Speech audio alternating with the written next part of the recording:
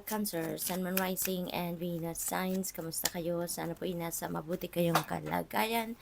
Welcome back po sa Star Tarot. Kung bago kayo dito, welcome din kayo. Thank you sa inyong support.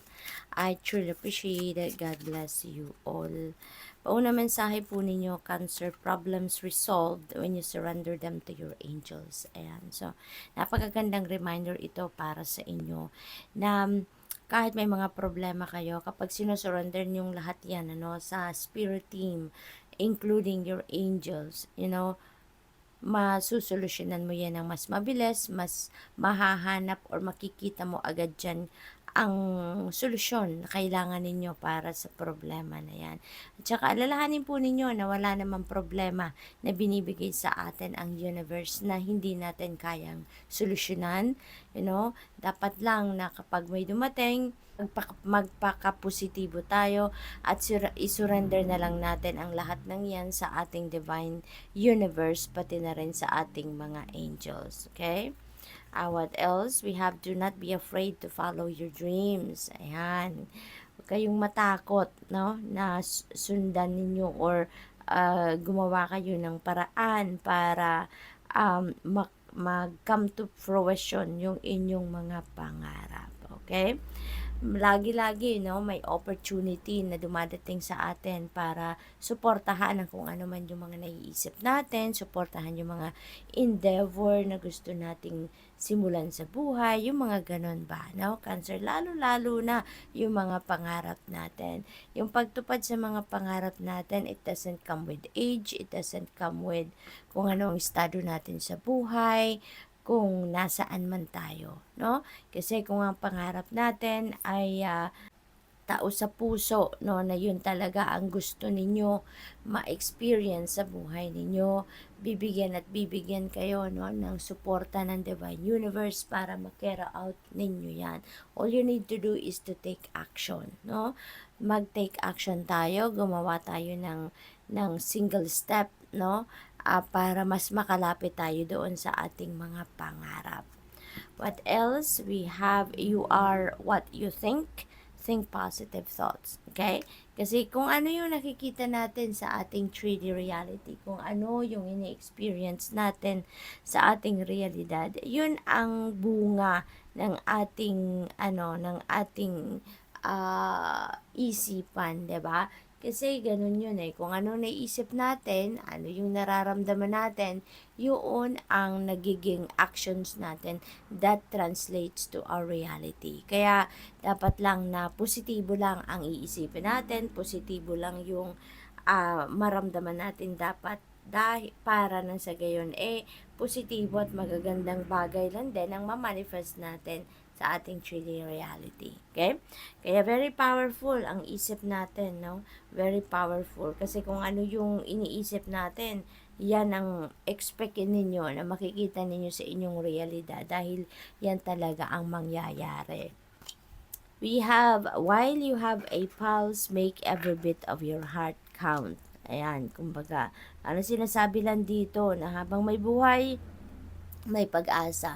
Habang buhay tayo, meron tayong magagawa, 'Di ba? Sa mga bagay-bagay sa buhay natin, ano yung ikakabuti natin, ano yung ikakaganda ng sitwasyon natin, meron tayong mai-improve sa buhay natin, meron tayong mababago for the better, yung ganon. Kaya habang may buhay, meron tayong magagawang mabuti. Habang may buhay, meron tayong mga pagbabagong makikreate sa buhay natin for our own good.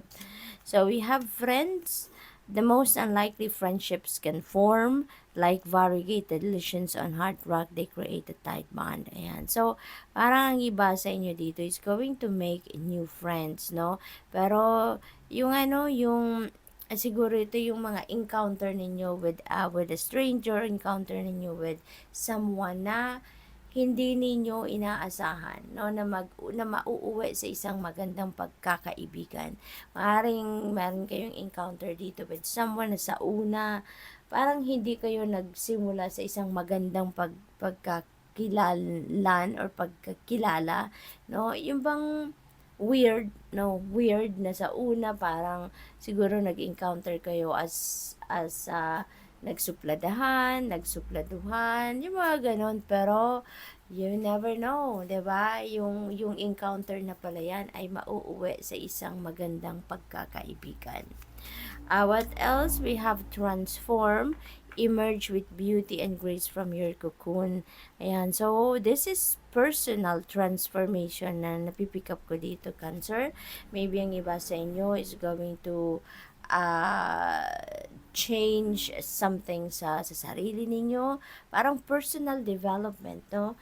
Ang pagmumula ng pagbabagong ito at Cancer, no? Maaring magsisimula kayo sa behavior ninyo, the way you think, the way you perceive things, the way you treat people, siguro mga ganon, and it will expand, no? It will expand sa inyong outside world na pagbabagong ito. The night, find comfort in the night where the world switches off and the stars burn bright. Ayan, parang panawagan sa inyo dito na pagdating ng gabi, no, lalo-lalo na kung trabaho nyo naman ay nasa araw, during the day, kaya pagkagabi, i-enjoy nyo naman yung oras na yan, na dapat kayo ay nagpapahinga din, na dapat kayo ay nagre-relax, dapat kayo ay nagre-replenish ng inyong lost energy. Okay? What else? We have change, transform, tapos change. Falling leaves do not signify the end but the beginning of a fruitful season. So definitely, mayroong mga pagbabago magaganap sa buhay ninyo. Tulad ng sinabi ko kanina, it could start with personal transformation and it will expand, no, sa inyong outside world. Maaring meron dito mga pagbabago din, kunyari sa inyong trabaho, sa inyong mga kaibigan, may mga pagbabago sa inyong karera, may mga movement na mangyayari. So, something like that. Okay? We have angel number 101, starting over. Ayan. So, change, transform. So, magsisimula talaga kayo ng bagong sitwasyon sa buhay ninyo. Okay? Sabi dito, happiness is linked to self-expression, growth, and experience. Learning from the failures is key. Happiness is real, possible, and around. Understand its process and the pursuit of it. Joy is fluid. It's in the little things and the big ones. Fails are fun and start fresh. Ayan. So, parang siguro ang iba sa inyo dito may mga failures na pinagdaanan, pero ngayon you are given that opportunity to start over. 'Di ba? Kapag nag-fail tayo, mas lalo tayong nagiging masigasig, mas lalo tayong nagiging masipag, matyaga, at talagang nagdi-discarding tayo kung paano tayo makakapag-bounce back doon sa failures natin. 'Di ba? Kaya ngayon, you are going to start fresh, you're going to start over, mas confident kayo ngayon, mas marami kayong natutunan, mas marami kayong realization, mas marami kayong wisdom na napulot na ngayon, no, out of that failure. Kaya ngayon, you have that opportunity to bounce back, no? So, good luck, Cancer, and that's all I have for you for today. Thank you for watching. Love and light. Namaste.